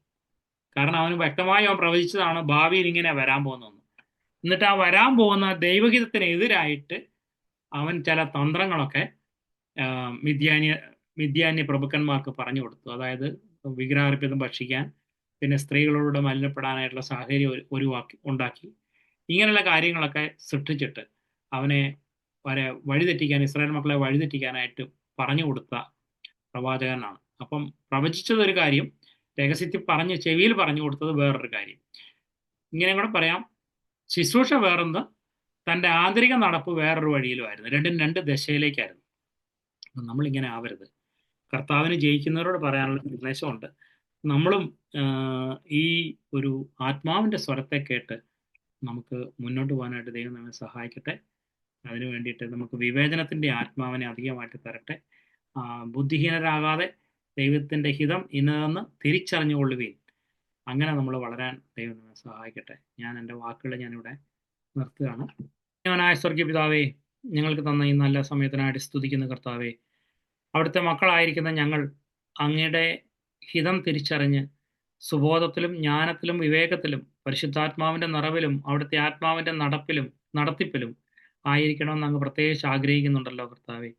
ദൈവമേ, ഈ വൈഷമ്യമേറിയിരിക്കുന്ന വളരെ അന്ത്യത്തോടടുത്തിരിക്കുന്ന ഈ കാലഘട്ടത്തിൽ തിരിച്ചറിവും ജ്ഞാനവും സുബോധവും വിവേകവും തന്ന് ഞങ്ങളെ വഴി നടത്തണമെന്ന് ഞങ്ങൾ പ്രാർത്ഥിക്കുന്നു കർത്താവെ. ആത്മാവ് സഭകളോട് പറയുന്നത് അതൊന്ന് ചെവിയുള്ളവൻ കേൾക്കട്ടെ എന്നങ്ങ് പറഞ്ഞല്ലോ. അന്തരാത്മാവിൽ ഞങ്ങൾക്കങ്ങേ കേൾക്കുവാനായിട്ട് തിരക്കുകളുടെ ഇടയിലും വളരെയധികം വീർപ്പ് മുട്ടിക്കുന്നതായിരിക്കുന്ന ജോലി ഭാരങ്ങളുടെ നടുവിലും മറ്റ് വിഷയങ്ങളുടെ മുമ്പിലും കർത്താവെ, അങ്ങയുടെ സ്വരം കേൾക്കാതെ ഞങ്ങൾ പോയാൽ വലിയൊരു കാട്ടിന്റെ നടുവിൽ അലഞ്ഞു തിരിയുന്നവരെ പോലെയായി പോവും. സമുദ്രത്തിന്റെ നടുവിൽ വഴിയും ദിക്കും തിരിച്ചറിയാൻ കഴിവില്ലാതെ കാറ്റിലും കോളിലും അകപ്പെട്ട് ചാഞ്ചാടുന്ന കപ്പൽ പോലെ ആയിത്തീരും. അവിടുന്ന് ഞങ്ങളെ സഹായിക്കണമേ എന്ന് ഞങ്ങൾ പ്രാർത്ഥിക്കുന്നു. ഞങ്ങളുടെ നിസ്സഹായാവസ്ഥയിൽ കഷ്ടം തോന്നി ആകാരന് കർത്താവ് ഒരു നീരുറവ് പഠിപ്പിച്ചു എന്ന് വായിക്കുന്നു. കർത്താവെ, ദുഷ്ടനെ പോലും അവൻ നിലവിളിക്കുമ്പോൾ ആദരിക്കുന്ന ഒരു ദൈവമാണെങ്കിൽ കർത്താവെ, അങ്ങയുടെ മക്കളായി രക്തത്താൽ വീണ്ടെടുക്കപ്പെട്ട് അങ്ങയുടെ സ്വന്തമെന്ന് മുദ്ര കുത്തിയിരിക്കുന്ന ഞങ്ങൾക്ക് എത്ര വലിയ അനുഗ്രഹങ്ങളായിരിക്കും അങ്ങ് ഞങ്ങൾക്കായി വച്ചിരിക്കുന്ന. ആകയാൽ വിളിച്ചപേക്ഷിപ്പാൻ, നിരന്തരമായി യാചിച്ചുകൊണ്ടിരിപ്പാൻ, ഹൃദയത്തിൽ നിന്ന് കരഞ്ഞുകൊണ്ടിരിപ്പാൻ പറ്റാത്ത ഒരു കണ്ണുനീരിന്റെ ഉറവ ഞങ്ങളുടെ ഹൃദയത്തിൽ സൃഷ്ടിച്ചു തരണമെന്ന് ഞങ്ങൾ പ്രാർത്ഥിക്കുന്നു കർത്താവെ. മൂല്യങ്ങളെ തിരിച്ചറിയാൻ കഴിവുള്ള വിവേചനമുള്ള ഒരു ഹൃദയം ഞങ്ങൾക്ക് തരണമേ കർത്താവെ. കർത്താവെ, കേൾക്കുന്ന ചെവിയും കാണുന്ന കണ്ണും ഗ്രഹിക്കുന്ന ഹൃദയവും തന്ന് ഞങ്ങളെ നടത്തണമെന്ന് ഞങ്ങൾ പ്രാർത്ഥിക്കുന്നു. ഞങ്ങൾ ഒരിക്കലും മത്സരികളായി തീരരുത്. താഴ്മയുള്ള ഒരു ഹൃദയം ഞങ്ങൾക്ക് തരണമേ കർത്താവെ. അങ്ങയെ കർത്താവായിട്ട് സകല സാഹചര്യങ്ങളുടെ മേലും ഏറ്റുപറയാൻ സഹായിക്കണമേ. ഞങ്ങൾ എത്ര തോറ്റാലും പിന്നെയും കർത്താവെ അത് വിട്ടുകൊടുക്കാതെ ഒരു ഗീവപ്പിലേക്ക് പോകാതെ കർത്താവെ എപ്പോഴും ഏറ്റു പറഞ്ഞുകൊണ്ടിരിക്കാൻ സഹായിക്കണമേ. എല്ലാ സാഹചര്യത്തെയും, ജോലി സ്ഥലത്തും വീട്ടിലും കുടുംബങ്ങളിലും ഒക്കെ നടക്കുന്ന എല്ലാ സാഹചര്യങ്ങളുടെ മേലും ജഡം കയറി വരുമ്പോൾ കർത്താവെ അങ്ങയെ കർത്താവായിട്ട് ഏറ്റു പറഞ്ഞുകൊണ്ട് അമർത്തി കളയുവാൻ തക്കണം പരിശുദ്ധാത്മാവിനെ അനുവദിച്ചു കൊടുക്കാൻ സഹായിക്കണമെന്ന് ഞങ്ങൾ പ്രാർത്ഥിക്കുന്നു. ദൈവമേ, ഞങ്ങൾക്കോട് സംസാരിച്ച എല്ലാ വചനങ്ങൾക്കായിട്ടും ഉത്സാഹത്തിനായിട്ടും കേട്ട സഹോദരന്മാർക്കായിട്ടും നന്ദിയോടെ പറയുന്നു കർത്താവെ. അവിടുത്തെ സഭയാം ശരീരത്തെ അങ്ങ് പണിയണമേ കർത്താവെ. അങ്ങയുടെ ശരീരത്തിന്റെ പണിയിലാണല്ലോ പിശാച് സകലവിധമായിരിക്കുന്ന എതിർപ്പുകളും നടത്തുന്നത് കർത്താവെ. കാരണം ജയം കൊണ്ട ഒരു സഭയാണ് ശത്രുവിനെ കീഴ്പ്പെടുത്തുന്നത്. ആകയാൽ കർത്താവെ, ഞങ്ങളുടെ ശരീരമായിട്ട് വെളിപ്പെടുന്നതായ സഭ, ആ തലയ്ക്ക് കീഴ്പ്പെടുന്നതായിട്ട് ഉള്ള സഭ, ആ പരിശുദ്ധാത്മാവിനാൽ ആത്മീയ വഴികളിലൂടെ നടക്കുന്നതായ സഭ കൊണ്ടുവരണമെന്ന് ഞങ്ങൾ പ്രാർത്ഥിക്കുന്നു കർത്താവെ. അതിലെല്ലാം ഉപരിയായിട്ട് ഈ വഴി ഇടുക്കവും ഞെരുക്കവും ഉള്ളതാണെന്ന് അങ്ങ് തന്നെ പറഞ്ഞല്ലോ കർത്താവെ. വാതിലിൽ ഇടുക്കമുള്ളതായിരുന്നു, അതിലൂടെ ഞങ്ങൾ കടന്നു. എന്നാൽ വഴിയും ഇടുക്കമുള്ളതാണെന്നും ആ വഴി മുന്നോട്ട് പോകും തോറും അതിൻ്റെ ഇടുക്കം കൂടി വരികയും ചെയ്യും. ആകയാൽ കർത്താവെ, ചെറുതായി തീരുവാൻ ഞങ്ങളുടെ ചിന്തകളിലും ഞങ്ങളുടെ ധാരണകളിലും ഒക്കെ ഞങ്ങൾ ചെറുതായിക്കൊണ്ടിരിക്കാൻ ഞങ്ങളെ സഹായിക്കണമേ. അല്ലെങ്കിൽ ഒരു നാൾ ഞങ്ങളുടെ ആ ക്രിസ്തീയ ജീവിതം സ്റ്റാഗ്നൻ്റായി പോകും. അത് വരാതിരിക്കാനായിട്ട് കർത്താവെ, താഴ്മയിൽ എപ്പോഴും വർദ്ധിച്ചു വരുവാൻ എല്ലാവരെയും സഹായിക്കണമെന്ന് ഞങ്ങൾ പ്രാർത്ഥിക്കുന്നു. നിങ്ങൾക്ക് തന്ന ഈ നല്ല സമയത്തിനായി ഒരിക്കൽ കൂടെ സ്തോത്രം ചെയ്യുന്നു. ബിജുവേറിനായി സ്തോത്രം ചെയ്യുന്നു. പ്രബോധനായി സ്തോത്രം ചെയ്യുന്നു. പോൾ വേറിനായി സ്തോത്രം ചെയ്യുന്നു. കർത്താവെ, നീ അനുഗ്രഹിക്കണമേ. അവിടുത്തെ ജ്ഞാനം കൊണ്ടും അവിടുത്തെ ആത്മാവിന്റെ കണ്ണുകൊണ്ടും അവരെ നടത്തണമേ എന്ന് പ്രാർത്ഥിക്കുന്നു. മറ്റു സഹോദരങ്ങൾക്കായിട്ടും കുടുംബങ്ങൾക്കായും സ്തോത്രം യേശുവിന്റെ നാമത്തിൽ.